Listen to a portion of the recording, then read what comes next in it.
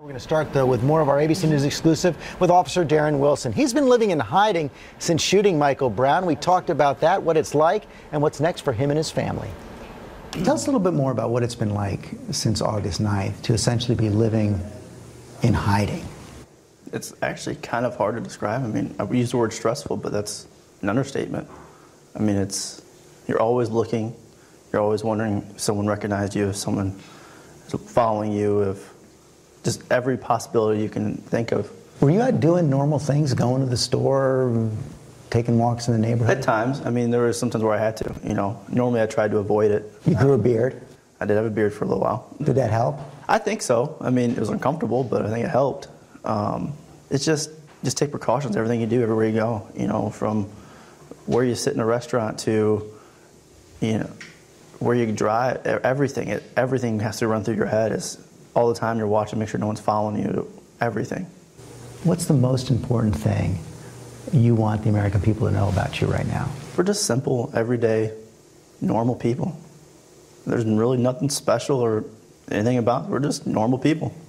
And when you see the parents, when you see the anger, do you think that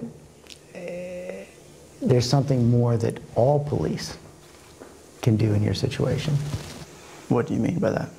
Well, I don't know. What do you think is at the heart of this anger that just seems to be seething throughout Ferguson? It seems like there's a lot of anger beneath the surface. I think there's a communication breakdown. Communication has to be reestablished. Between? Everybody, all parties involved. But you feel like you had that in your day-to-day work on the force. Yes, I greatly enjoyed working in Ferguson, I did. Put that in the past tense, not going to happen again? Do you really think it's possible? I mean, do you think they would accept me? Do you think it'd be safe for me? Those are all questions, not only for me, for the other officers. Is the attention brought to me going to hurt one of them? Can I put them in that situation? So you're going to resign the force? We don't know that yet. No decisions have been made. But these are all things we're contemplating, ideas, thoughts. What do you want to do going forward? Just live a normal life. Is that possible anymore? It's going to be different. There'll be a new normal. But we'll find it somehow. Is there any way you can turn what you experienced, what you were a part of, into something good? I would love to teach people. I'd love to give people more insight on uses of force and anything I can, anything that I can get out of this career I've had thus far and of the incident. I would love to give someone else. Anything else you've ever wanted to do?